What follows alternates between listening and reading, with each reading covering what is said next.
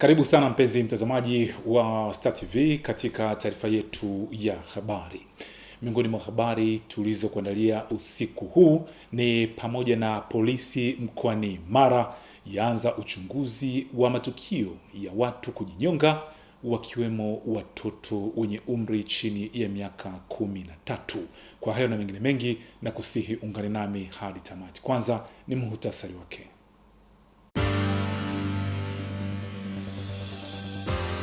Wizara ya Uchukuzi yatangaza kukamilika kwa ujenzi wa meli ya MV Mwanza iliyokuwa inajengwa katika bandari ya Mwanza Kusini jijini Mwanza.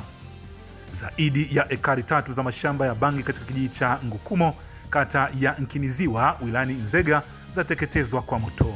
Kwa habari za biashara na uchumi, bodi ya ununuzi wa tumbaku yaombwa kutatua changamoto ya ucheleweshwaji ufunguzi wa msimu wa uuzaji tumbaku. Katika habari za kimataifa, Rais Donald Trump wa Marekani amesema kuwa amefikia makubaliano ya mkakati unaomridhisha kuhusu kisiwa cha Greenland. Na katika habari za michezo na burudani, serikali ya Zanzibar yaombwa kuwaruhusu vijana kutumia viwanja vilivyojengwa. Na klabu ya Real Madrid yaongoza orodha ya Deloitte Money kwa mapato makubwa.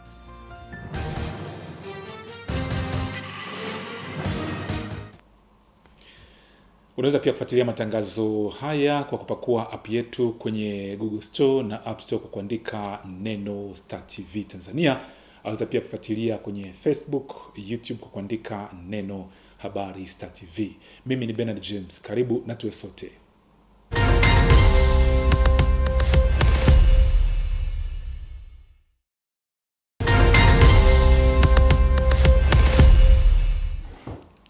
Tuanze na habari za kitaifa.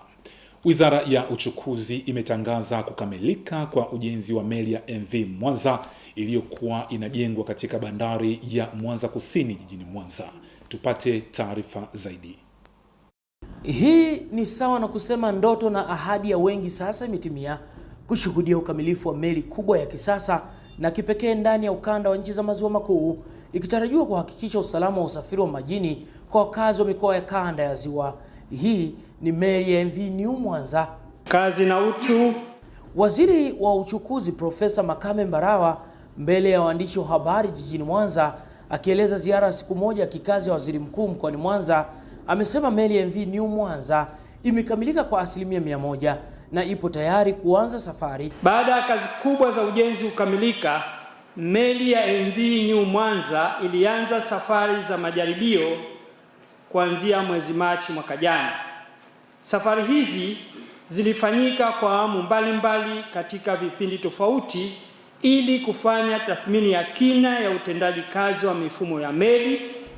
Miaka 7 ya ujenzi wa meli hii yenye uwezo wa kubeba abiria 1200 na tani 400 za mizigo sio haba, na bila shaka ni miongoni mwa miradi itakayofikiwa na Waziri Mkuu Daktari Mwigulu Nchemba, ambapo watafanya uzinduzi rasmi wa safari za chombo hicho tarehe 23 katika bandari ya Mwanza South. Mheshimiwa Dr. Mwigulu Lameck Nchemba, Waziri Mkuu wa Jamhuri ya Muungano wa Tanzania, atazindua rasmi kuanza kwa huduma za safari ya meli hiyo. Ukiachilia mbali mradi huo, Waziri Mkuu atatembelea kituo jumuishi cha kikanda cha uratibu, utafutaji na uokoaji kilichopo wilaya Ilemela. Lengo la ziara hiyo ni kukagua na kujionea hatua ya ujenzi wa kituo hicho, ikiwa ni pamoja na maandalizi, mifumo ya uratibu na kuona uwezo wa kitaalamu uliopo katika kukabiliana na matokeo ya dharura yanayohusisha utafutaji na uokoaji, hususan katika maeneo ya Ziwa Victoria. Kesho hiyo pia atapata nafasi ya kuweka jiwe la msingi katika mradi wa maji, matenki ya maji Kahwa. Hoja nyingine tofauti ziliibuka hapa. Tumeona mapato tuliyopata kwa safari hizi chache za majaribio tulizofanya,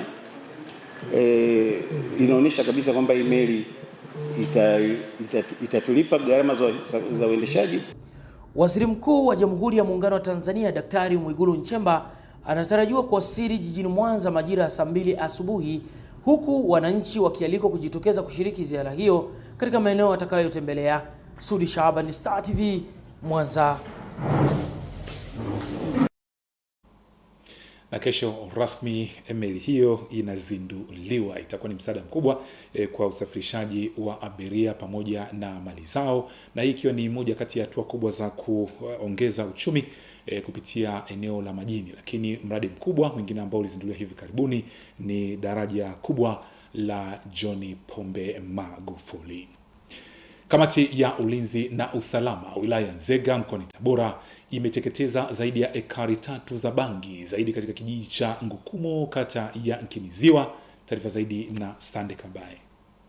Mwenyekiti wa kamati ya ulinzi na usalama wilaya Nzega Naitapwaki Tukai ameiongoza kamati yake ya ulinzi kufanya msako wa kilimo haramu cha bangi kinacholimwa kwa siri kwenye mashamba ya miti ya vijiji mbalimbali vya wilaya hiyo. Hili shamba tumepanda miti kwa ajili ya kuni, lakini kuna ndugu zetu ambao ni wahalifu wao ambao wameona nao fursa yao, wameamua kupanda bangi, lakini inaonekana kama heka 3 kuna bangi. Kwa hiyo ni wasi watu wote kuwa makini na kuwa macho, endapo utaona sehemu yote kumepandwa bangi atupe taarifa. Sisi tuko tayari muda wote tutafanya kazi na kuweza kuiondoa bangi. Sababu bangi sio nzuri kwa afya ya akili ya vijana wetu. Kwenye msako huo wa mashamba ya bangi, mkuu wa polisi wilaya Nzega, mrakibu mwandamizi wa polisi SSP Mesod Lungu ameeleza namna watakavyohakikisha wanawatia nguvuni wahusika wote wa kilimo hicho haramu cha bangi. Sisi kama jeshi la polisi kwa kushirikiana na taasisi zingine, basi tutafanya juhudi kuhakikisha kwamba tunafanya doria na operation ili tuweze kuwabaini hawa wanaohusika na kilimo hiki. Aidha, katika kuhakikisha misako hiyo inakuwa endelevu ili kudhibiti kilimo haramu cha bangi, mkuu wa wilaya Naitapwaki Tukai anatoa maelekezo kwa vyombo vya ulinzi na usalama vya wilaya hiyo. Ninawataka vyombo vyangu vya usalama wote, TFS pamoja na maliasili, polisi, wote wapambane kwa pamoja kuwasaka hao wote ambao wanajihusisha na masuala ya kilimo wa bangi kwenye maeneo tofauti tofauti, iwe kwenye misitu yetu na mapori tengefu, yote lazima tuyalinde na watu wasiingie ndani kulima bangi kule. Atakayekuta yoyote, vyombo vichukue sheria yake. Kamati ya ulinzi na usalama ya wilaya Nzega imeendesha msako huo kwa kushirikiana na maafisa wa mamlaka ya kudhibiti na kupambana na dawa za kulevya ili kukomesha kilimo cha bangi kinacholimwa kwa siri katika misitu na mapori makubwa. Sande Kabaye, Star TV, Tabora. Polisi mkoani Mara imeanza uchunguzi wa matukio ya watu kujinyonga, wakiwemo watoto wenye umri chini ya miaka 13. Sadiki Hunga ana taarifa hii. Ni kufuatia kuwepo kwa matukio mengi yatokanayo na watoto na watu wazima kufariki dunia kwa kujinyonga sababu ya maudhi yatokanayo na familia zao. Ni matukio ambayo yapo kwenye jamii lakini ni jamii ambayo inahitaji tu elimu ya kuacha kujichukulia sheria mkononi. Mtoto mmoja aitwaye Happy mwenye umri wa miaka 13 anadaiwa kufariki dunia kwa kujinyonga na tai yake ya shule akifanya mchezo wa kuning'inia katika tai hiyo ikiwa katika kamba ngumu ya kuanikia nguo. Si shuleni huwa tunavaa hivi tai, nikamwambia acha, nikaondoka tena, nikarudi nikamkuta amening'inia, nikaanza kumwambia Happy acha utani, acha. Kakakimbia, bibi huyu Happy mbona hasemi? Nikatoka nje, nilipotoka nje mama mmoja alikuwa hapa, si ndio, nikamwambia mama, hebu kimbia huyu kamuone.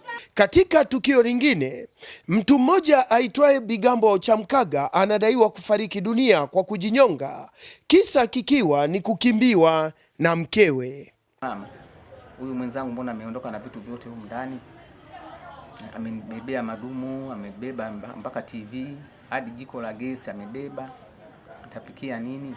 Kwa hata kama unampenda mke wako au una kitu kinachokuudhi, ninawaomba wanajamii mjaribu kuwa na utulivu, kutafakari jambo lenyewe, hata kama ingewaje mwanamke unampenda. Lazima tuwe tunachukua hatua kwa mambo kama haya ili kuyaepuka. Kiangalia jambo lenyewe lilopelekea umauti ni migongano kati ya mke na mume na mke kuondoka, ambao mpaka limepelekea mwenzetu kupata umauti.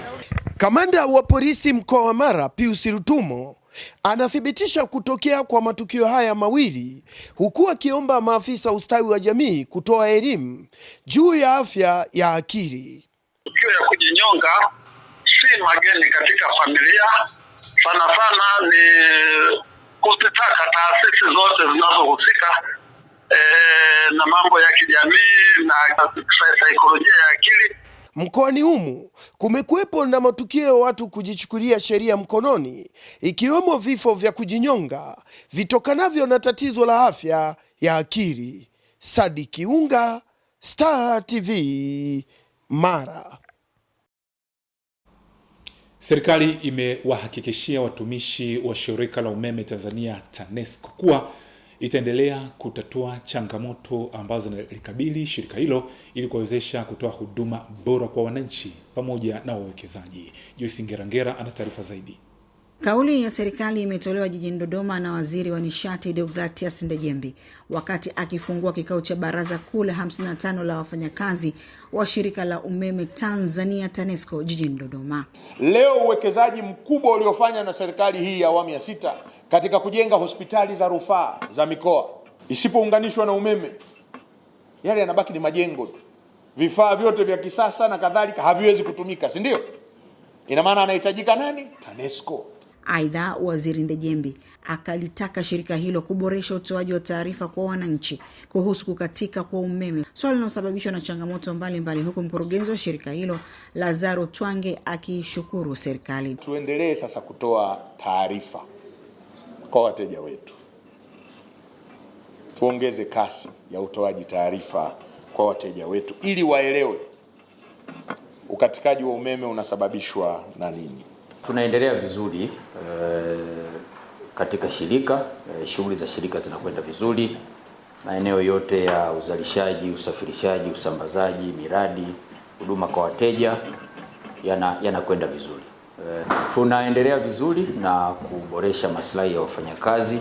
Katika kipindi cha miezi 6 iliyopita, tunamshukuru sana Mheshimiwa Rais kwa kuridhia nyongeza ya mishahara pamoja na motisha, kitu ambacho kilikuwa kijafanyika kwa muda mrefu. Kutoka jijini Dodoma, Joyce Ngerangera, Star TV.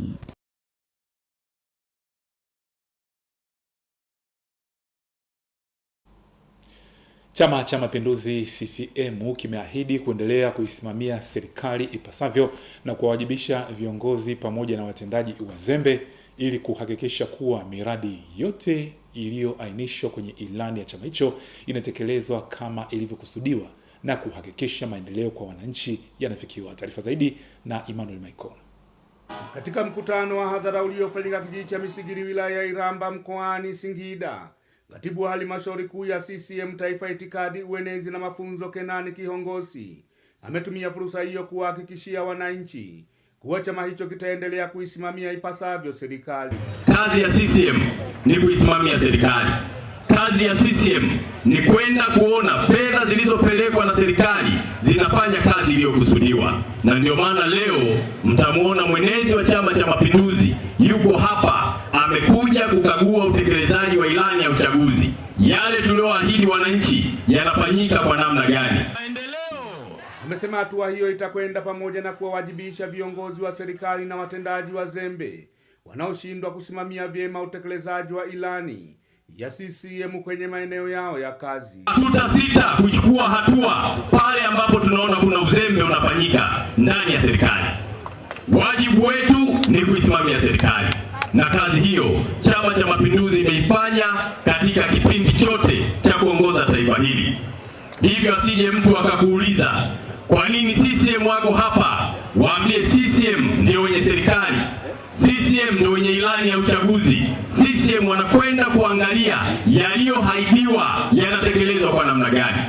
Baadhi ya viongozi waandamizi wa chama na serikali mkoani Singida wanasema kuwa ilani ya Chama cha Mapinduzi inaendelea kutekelezwa vyema kwa kuboresha sekta mbalimbali muhimu kwa wananchi. Leo kila kata watoto wetu wanasoma mpaka kidato cha 4. Haya ni mafanikio makubwa kwetu sisi Wanairamba. Na hapa tunapoongea tuna shule ambayo inachukua watoto wa form 5 na 6, ziko 6.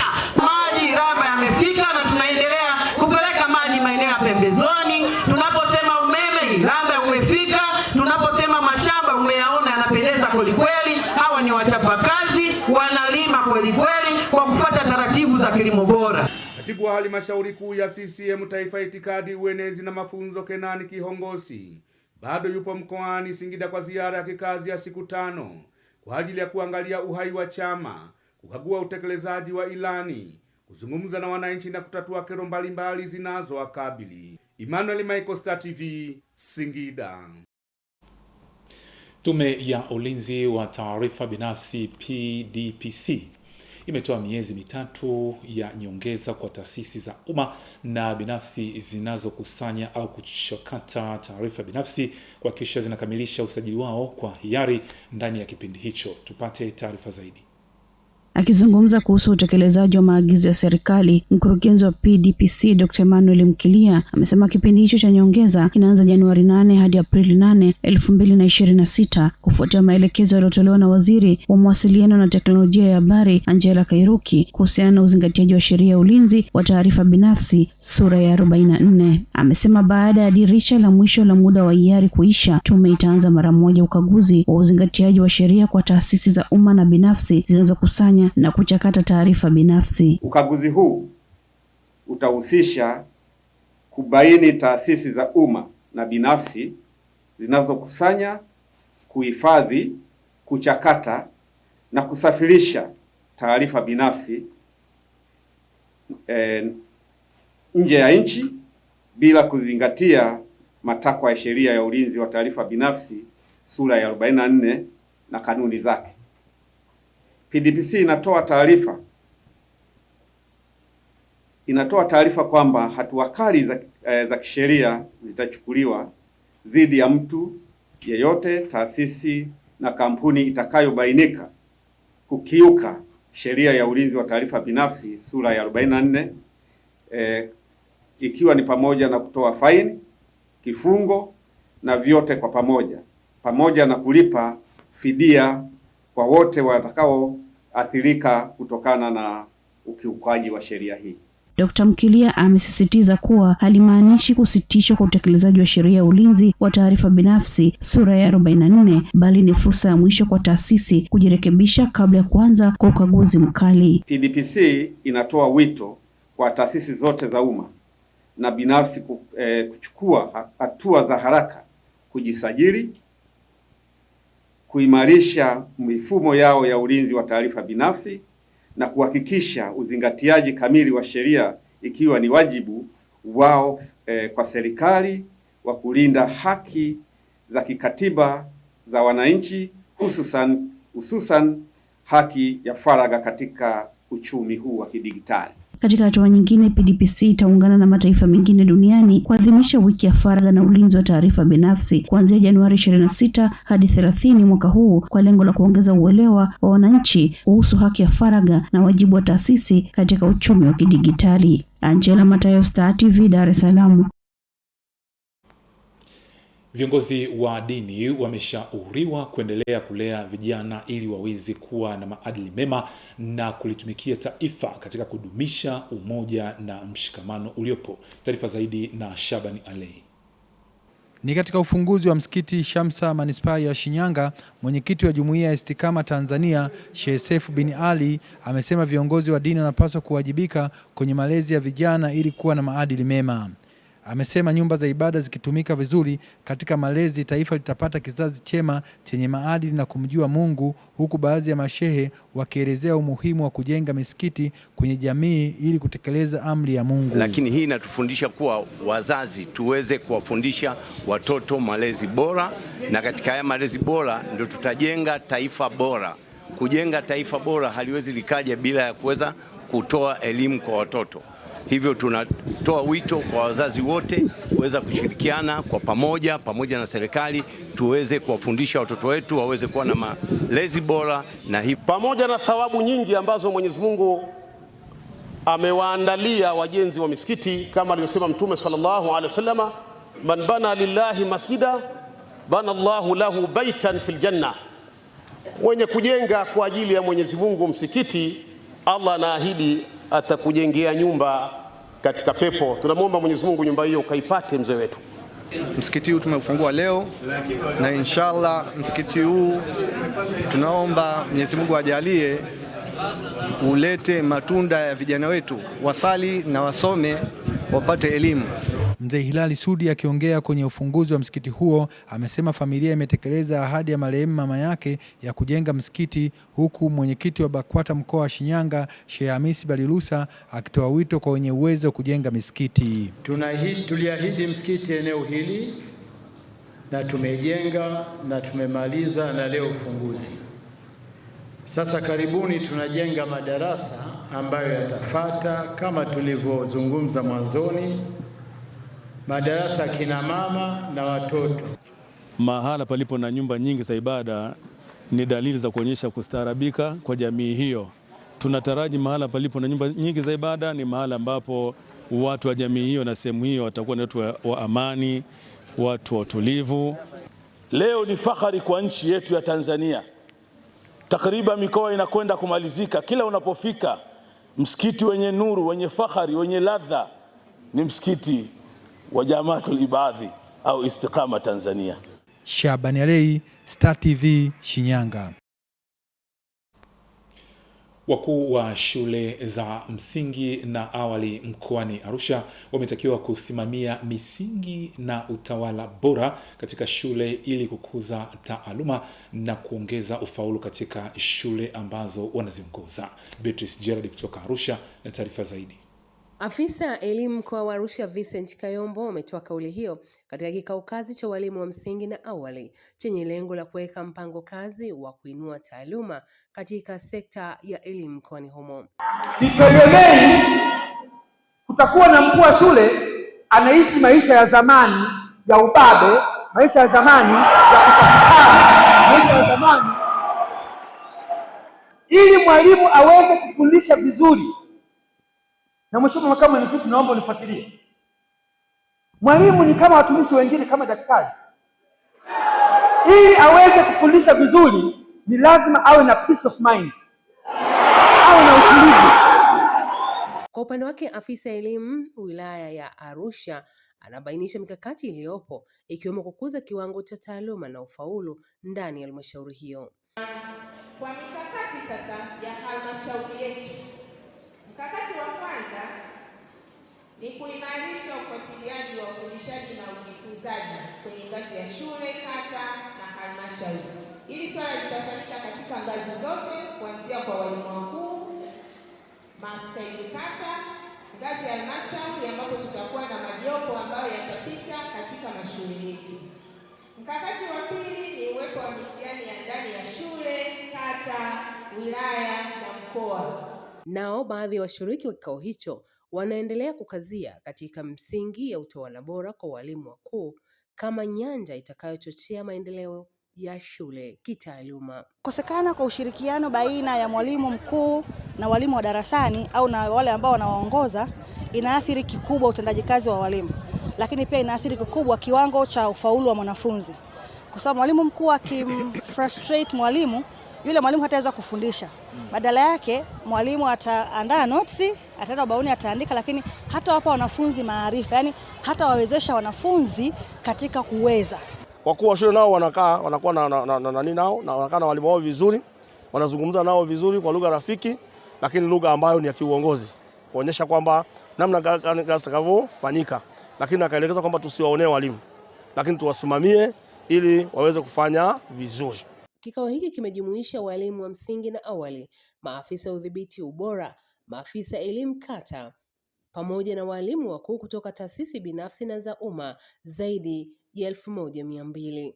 Beatrice Gerard, Star TV, Arusha.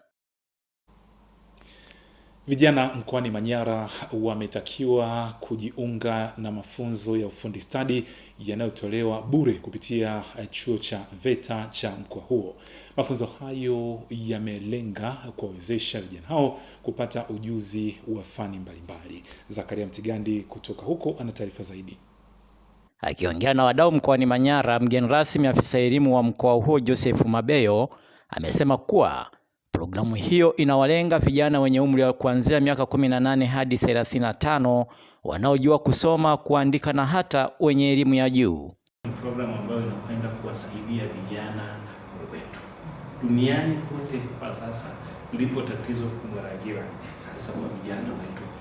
Lipo hilo, hatuwezi kupingana nalo. Lakini tunalitatua vipi? Tunalitatua kupitia programs kama hizi. Wenye elimu mbalimbali, najua kuanzia wenye elimu ya msingi, sekondari, vyuo vikuu na hata wenye masters wanaweza kujiunga na programu hii. Upande wao mkuu wa chuo cha VETA mkoa wa Manyara na Nsanga Godwin na afisa ufuatiliaji wa shirika linaloshirikiana na serikali kwenye mradi huo la TAMA Frank Shinge wamesema kuwa kozi zinazotolewa kwa vijana hao ni za aina 3. Fani ya kwanza kabisa ambayo tunatarajia kuitoa pale chuoni ni fani ya agromechanics au tunasema zana za kilimo na mitambo. Lakini kozi nyingine ambayo tunatarajia kuitoa, kozi ya muda mfupi, ni ya post harvest management technology, yani tunasema ni kozi ya utunzaji mazao. Lakini kozi ya 3 ni kozi ya irrigation, yani kozi ya umwagiliaji. Wapo watakaoweza kujiajiri baada ya kupata mafunzo haya, lakini pia kwa kufanya hivyo tutakwenda kuongeza uzalishaji wa mazao, hivyo kuweza kukabiliana na changamoto ya umekanishaji hapa nchini Tanzania. Wadau walioshiriki katika kikao hicho cha uhamasishaji wameomba waratibu wa programu hiyo wawasajili vijana wanaoonyesha nia ya kupata ujuzi huo. Wachukua wale vijana ambao wana sifa na wenye nia, wale ambao wana moyo wa kufanya shughuli za kilimo, lakini pia sio moyo tu, wale ambao tayari wameshaonyesha nguvu, wanafanya kitu, walipo kwenye field, ili baada ya kupata mafunzo hayo wakaendeleza. Sisi tunataka tupande mbegu ili hiyo mbegu ikaote izae, ili mwisho wa siku na sisi tukitoka tuseme kama na sisi tulisupport hao vijana wakapita, leo tunaona nyaya zao za miguu, lakini wao wameweza kusimama kwa miguu yao. Mradi huo wa ufundi stadi unalenga vijana zaidi ya 1520 na unatekelezwa katika mikoa ya kanda ya kati ambayo ni Dodoma, Manyara, Singida na Tabora kwa kipindi cha miaka 2. Zakaria Mtigandi, Star TV, Manyara. Mtazamaji, tunaenda katika mapumziko mafupi. Tutakaporejea itakuwa ni wasaa jicho letu mkoani. Endelea kuwa nami Bernard James.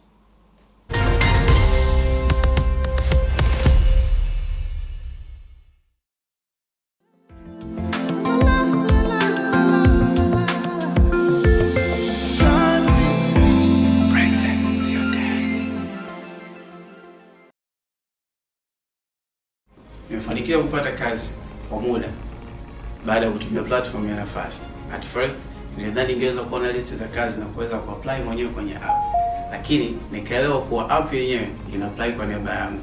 Nikaweza kupata taarifa za interview na kujua nimechaguliwa kufanya interview zipi kwenye app. Kupitia Room ya God ilirahisisha zoezi zima kuwa rahisi tofauti na mwanzo.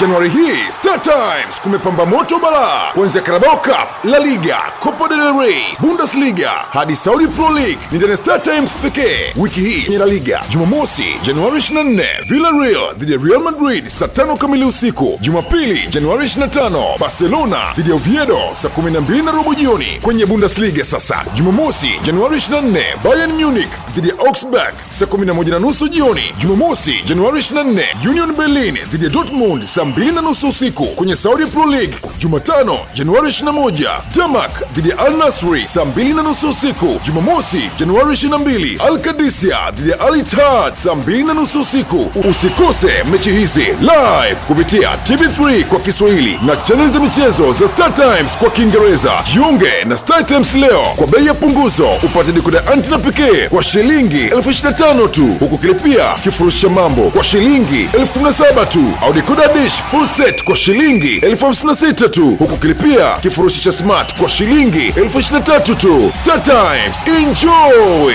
digital life.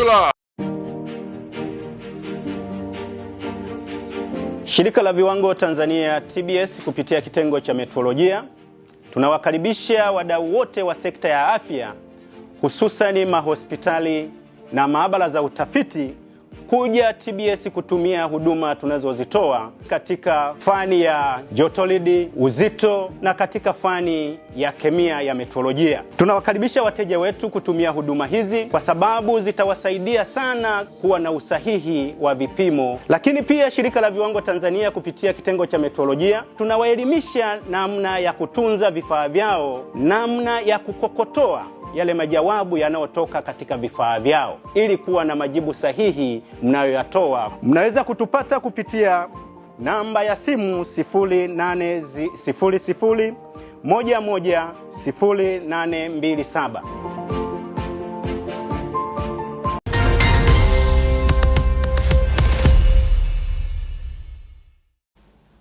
Wakazi wa jiji la Arusha wamejitokeza kushiriki mafunzo na kujenga uelewa kuhusu teknolojia ya matibabu ya picha phototherapy ambayo humwezesha mgonjwa kutibiwa pasipo kutumia dawa ya aina yoyote. Angelo Moleka ana taarifa zaidi.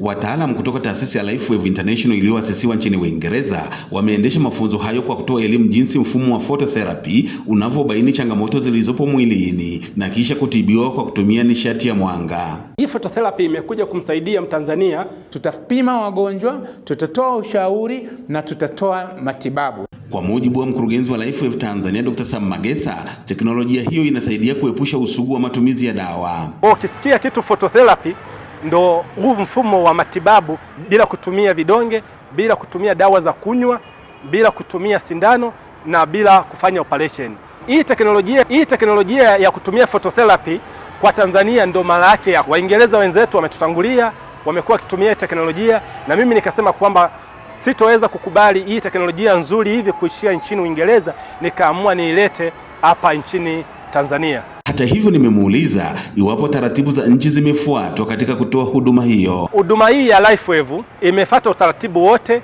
na tuna vibali vyote stahiki, nikimaanisha BRELA, tunalipa TRA, lakini pia tuna vibali vya sekta ya afya nikimaanisha TMDA. Kwa mujibu wa Profesa Solomon Mwenda, viambata katika teknolojia ya Lifewave vinasaidia kurekebisha mifumo mbalimbali ya mwili. Matibabu haya yapo katika aina ya stem cell ambayo zina component ya GHK copper peptide, component ambayo ni nzuri na ya muhimu sana katika uzuiaji wa ukuaji wa seli za kansa za aina mbalimbali, sio kansa ya utumbo tu, sio kansa as long as inaitwa cancer cell. Mmoja wa washiriki wa mafunzo hayo ambaye pia amefanywa vipimo, Peter Saningo, ameeleza alichokibaini. Kwenye vipimo nimeshangazwa kidogo kwa sababu sina dawa niliyotumia, sijaona vifaa vikubwa sana, ni kitu nimeshika kwa mkono, then nikapata kuelezewa tu hali ya mwili wangu. Kwa hiyo kama matabibu wetu wangeweza, Mungu awasaidie, wafanye tafiti na tukaweza kusonga mbele katika kiwango hiki ambacho mimi naona ni hali ya juu. Imeelezwa kuwa utafiti wa teknolojia hiyo ulianza mwaka 2004 na matumizi yake kuidhinishwa mwaka 2019 nchini Uingereza, ambapo kwa Tanzania ilitambulishwa mwaka 2025. Angelo Moleka, Star TV. Baada ya mapumziko mafupi, habari za biashara na uchumi zitafuata. Endelea kwa nami.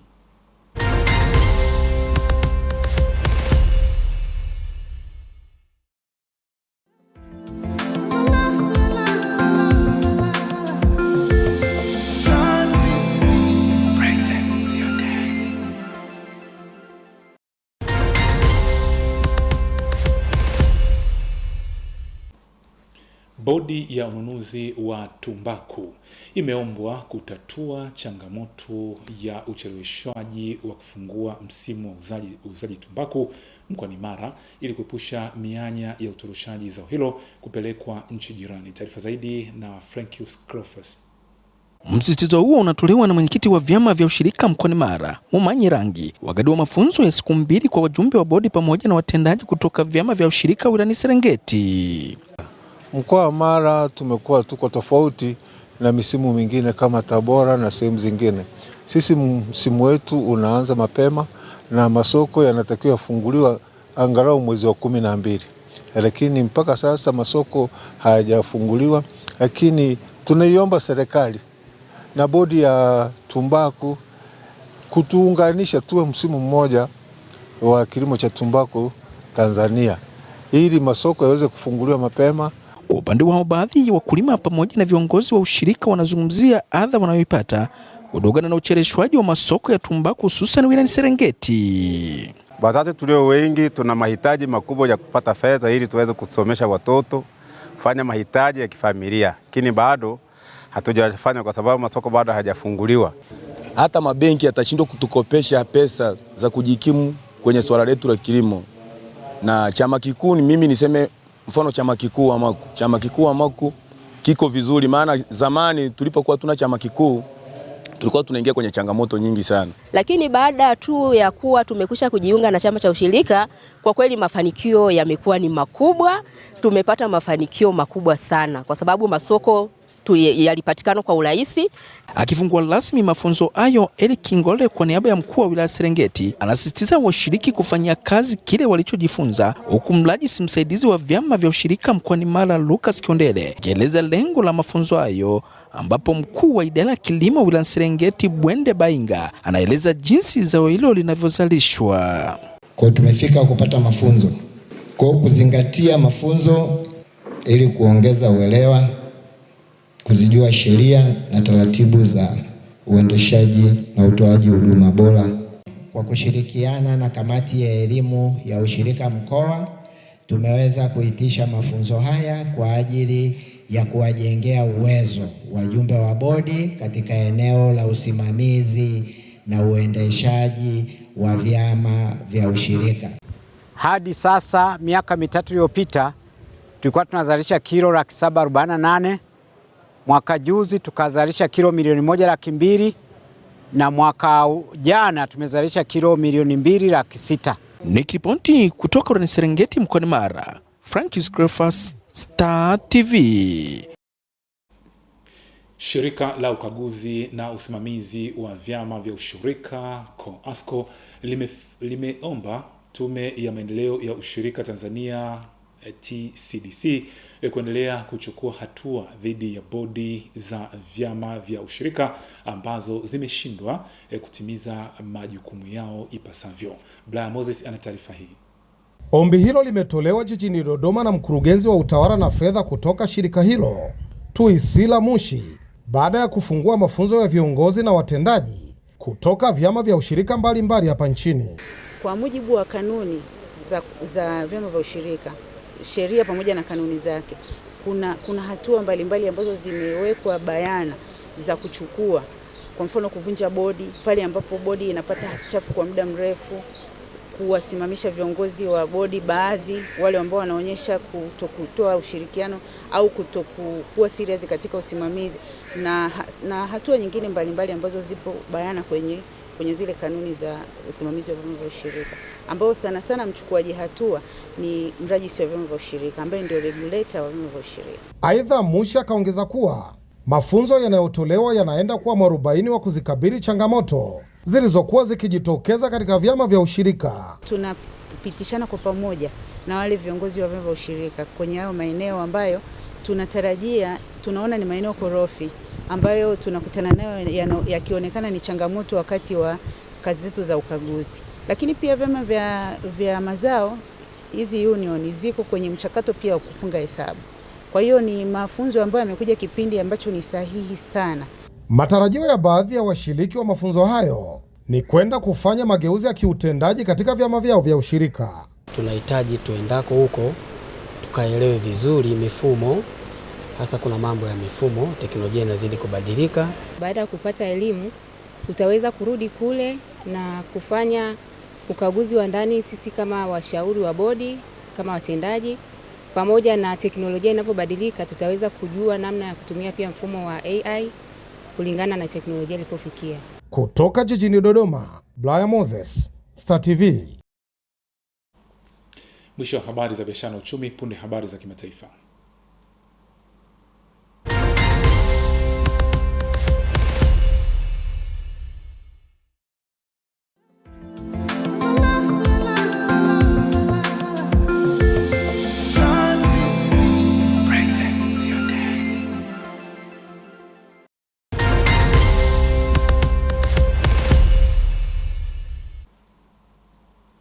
Rais wa Marekani Donald Trump amesema amefikia makubaliano ya mkakati unaoridhisha kuhusu kisiwa cha Greenland. Charles Machugu na undani wa habari za kimataifa.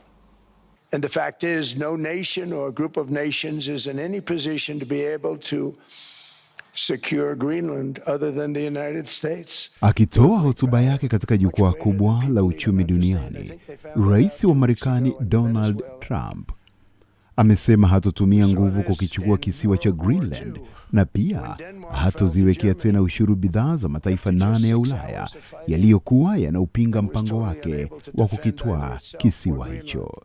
Rais Trump pia ameyasema maneno hayo baada ya mkutano wake huko Davos na katibu mkuu wa jumuiya ya kujihami ya NATO, Mark Rutte. Rais Trump amesema makubaliano hayo ni ya muda mrefu na kila mmoja ameyafurahia, ila hakutoa taarifa zaidi na kusema pia iwapo hiyo inamaanisha kuwa Marekani itakuwa na udhibiti wa kisiwa hicho cha eneo la Arctic. Rais Trump pia amewakosoa vikali washirika wa Marekani barani Ulaya, akiwatuhumu kwa kukosa shukrani, kukosa uaminifu na kufanya makosa ya sera katika masuala ya mazingira, nishati ya upepo, uhamiaji na jiografia ya kisiasa. Vitisho na kauli za Rais Trump kuhusu Greenland zimezidisha wasiwasi barani Ulaya kote na kuendelea kudhoofisha uhusiano wa kuvuka Atlantic. Viongozi wa NATO nao pia wameonya kuwa mkakati huo unaweza kuyumbisha muungano huo wa kijeshi. Tukiangazia habari pacha. Rais wa Marekani Donald Trump amesema Rais wa Urusi Vladimir Putin amekubali mwaliko wake wa kujiunga na mpango wake wa bodi ya amani unaolenga kutatua mgogoro wa kimataifa, kauli ambayo Rais Putin ameupongeza mpango huo akisema kwamba mwaliko huu ulikuwa bado unafanyiwa kazi kwa kusoma vyema vipengele vyote, kisha atatoa jibu kama atajumuika ama la ili kumaliza mzozo wa taifa lake na Ukraine. Wakati hayo yakijiri, pia nchi 7 zikiwemo Saudi Arabia, Uturuki na Misri zimesema zitajiunga na bodi ya amani ya Rais wa Marekani Donald Trump, ingawa Israel nayo pia imethibitisha hadharani ushiriki wake mapema ili pia kuutanzua mzozo wa ukanda wa Gaza. Lakini haijawekwa wazi ni nchi ngapi zimealikwa kujiunga na chombo hicho kipya cha Rais Trump. Kanada na Uingereza ni miongoni mwao, lakini bado hazijajibu hadharani. Umoja wa Falme za Kiarabu, Bahrain, Albania, Armenia, Azerbaijan, Belarus, Hungary, Kazakhstan, Morocco na Vietnam tayari zimekwisha jiandikisha. Kwingineko, rais wa Ecuador Daniel Noboa Azin amesema ataweka ushuru wa 30% kwa bidhaa za Colombia kuanzia Februari mosi. Rais Noboa anataja ongezeko la nakisi ya biashara na kile alichokiita kushindwa kwa Colombia kuzuia biashara ya dawa za kulevya katika mpaka wao wa pamoja. Akihudhuria kongamano la uchumi duniani mjini Davos, Uswizi, Rais Noboa amesema ushuru huo utaendelea kutumika hadi kutakapokuwa na ahadi ya kweli ya kupambana kwa pamoja na biashara haramu ya dawa za kulevya na uchimbaji madini haramu mpakani kwa uzito na azma ile ile ambayo Ecuador inaionyesha leo. Akiwa mjini Quito, waziri wa mambo ya ndani wa Ecuador, John Reinberg, amesema mamlaka ya Colombia haichukui hatua sahihi za kuzuia kilimo, usindikaji na usafirishaji wa dawa za kulevya kuvuka katika mpaka hadi Ecuador. Tangu aingie madarakani, Rais Noboa amekuwa na mpango mkakati wa kuongeza vikosi vya ulinzi ili kupambana na biashara haramu ya dawa za kulevya, hasa maeneo ya mipakani. Na sasa tuweke nukta kubwa katika habari hii. Jopo muhimu la bunge la Marekani limepiga kura ya kumzuia rais wa zamani Bill Clinton na mkewe aliyekuwa katibu wa mambo ya nje Bi Hillary Clinton kwa kudharau bunge kutokana na kukataa kwao kufuata wito wa mahakama katika uchunguzi wake wa mkosoaji wa ngono aliyehukumiwa marehemu Jeffrey Epstein. Kamati ya usimamizi ya baraza la wawakilishi inayoongozwa na Republican imeidhinisha hatua hiyo ya dharau kwa kuungwa mkono na wademokrasia kadhaa, na sasa itapelekwa kwa baraza lote la wawakilishi kwa kura. Ikiwa itapitishwa na baraza la wawakilishi, suala hilo litapelekwa kwenye idara ya sheria. Kamati hiyo ilikuwa imewaita Clinton wote wawili kutoa ushahidi kuhusu Epstein, ambayo Bill Clinton ameonekana naye kwenye picha katika miaka 1990 na mwanzoni mwa miaka 2000. Ikumbukwe Bill Clinton hajawahi kushtakiwa kwa makosa na manusura ya unyanyasaji wa Epstein na amekana kujua kuhusu kosa lake la unyanyasaji wa kijinsia. Na mtazamaji, Chazi Machugu akitimisha habari za kimataifa na kutoa nafasi kwa habari za michezo na burudani hivi punde.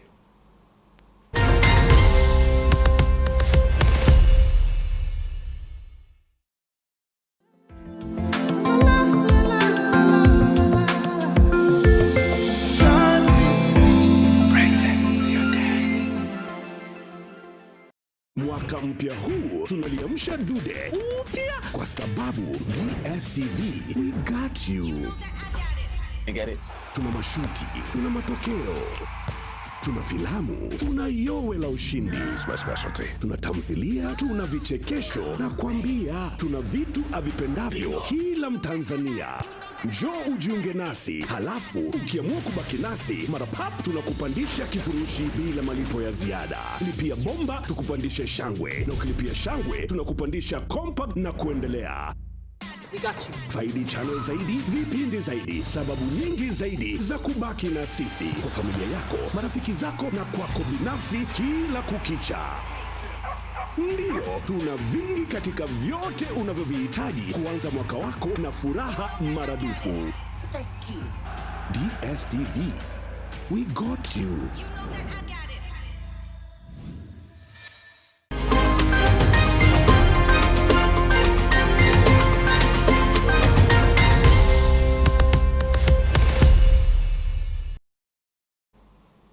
Kocha mkuu wa kituo cha soka cha Youth Football Development Academy YFDA Ali Bushiri ameiomba serikali ya mapinduzi ya Zanzibar kuruhusu timu za vijana kuvitumia viwanja vilivyojengwa katika maeneo mbalimbali visiwani humo kwa lengo la kuendeleza vipaji vya wachezaji. Abdalla Tilata ana undani wa taarifa hii. Kwenye viwanja vya Maisara visiwani Zanzibar, kocha Ali Bushiri akitoa alichonacho kichwani na kukishusha kwa wachezaji wa timu ya Youth Football Development Academy YFDA, lakini uwanja wanaotumia sio rafiki kwa wawezesha wachezaji kupata mafunzo kwa usahihi. Bushiri, mlinda mlango wa zamani wa timu ya taifa ya Tanzania Taifa Stars na timu ya taifa ya Zanzibar Zanzibar Heroes, amesema wachezaji wanapata shida kutokana na uwanja kuwa na mchanga mwingi licha ya serikali ya mapinduzi ya Zanzibar kujenga viwanja vingi visiwani humo. Ningeiomba serikali kuu basi baada ya kuvijenga viwanja itoe fursa kwa watu kama sisi ambao tunafundisha mpira huu wa watoto na vijana tuweze kutumia vile viwanja, na isiwe kwamba tukitaka kutumia labda lazima tuwe na malipo maalum, ada maalum ya kutoa kuweza kutumia. Ituruhusu tuvitumie kwa sababu sisi tunaujenga mpira wa kesho wa Zanzibar na Tanzania nzima kwa ujumla. Kocha Ali Bushiri anasema Zanzibar inaendelea kuwa eneo lenye wachezaji wenye vipaji na kwamba asilimia kubwa wachezaji wanaocheza ligi kuu ya NBC wanatoka visiwani humo. Wachezaji wa Kizanzibari sasa hivi wengi wapo Tanzania bara wanacheza mpira, ni kwamba ile naweza kusema motisha ambayo kwamba wale waliowatangulia kina Nadir Harub Kanavaro, kina Agrey Morris, kina Abdi Kasim, kina Kasim Isa, jinsi walivyowaona namna gani walinufaika na mpira kipindi ambacho wanacheza kule, kiasi ambacho kumaliza mpira kurudi hapa waliwaona maisha yao jinsi yalivyo. Kwa hivyo imewamotivate na wao kuweza kufanya bidii zaidi ili kuweza kupata nafasi katika timu za bara. Baadhi ya wachezaji chipukizi wanaiomba serikali ya mapinduzi ya Zanzibar kuruhusu viwanja vipya vilivyojengwa kutumiwa na wachezaji yoso. Changamoto iliyopo, watu wanaweza kututia, wanafitinisha wenyewe, wanashindwa kutupa uwanja, tunaweza tushabuki tayari, lakini wakaturedesha pesa zetu kwa kuwapa watu wengine ambao vipaji sisi tuko kidogo hapa, wachezaji wadogo ambao tunaweza kukuzwa na tuka vipaji vizuri katika taifa letu. Tuna tatizo la viwanja kama unavyoona tunavyocheza hapa, kiwanja chetu hakiruhusu.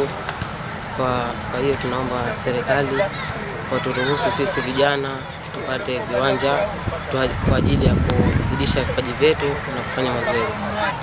Serikali ituruhusu kwa sababu viwanja vingi vinatengenezwa Zanzibar, lakini hatupati nafasi ya kucheza. Wanatokea watu nje ndio kupewa viwanja. Uongozi wa akademi hiyo unasema umeweka mikakati ya kuendelea kuibua wachezaji wenye vipaji watakaokuwa msaada kwa timu za taifa za Tanzania, Taifa Stars na timu ya taifa ya Zanzibar, Zanzibar Heroes. Mkakati wetu ni mzuri kwa sababu toka tumeanza tuna miaka 5 na faida yake ishaanza kuonekana. Tushatoa wachezaji katika timu ya taifa vijana na tushaanza kupata watu wanataka baadhi ya vijana kwa timu kubwa. Kituo cha soka cha Youth Football Development Academy YFDA ni moja ya vituo vinavyofanya vizuri katika soka la Zanzibar kiasi cha kukifanya kupeleka wachezaji nje ya nchi kwa ajili ya majaribio.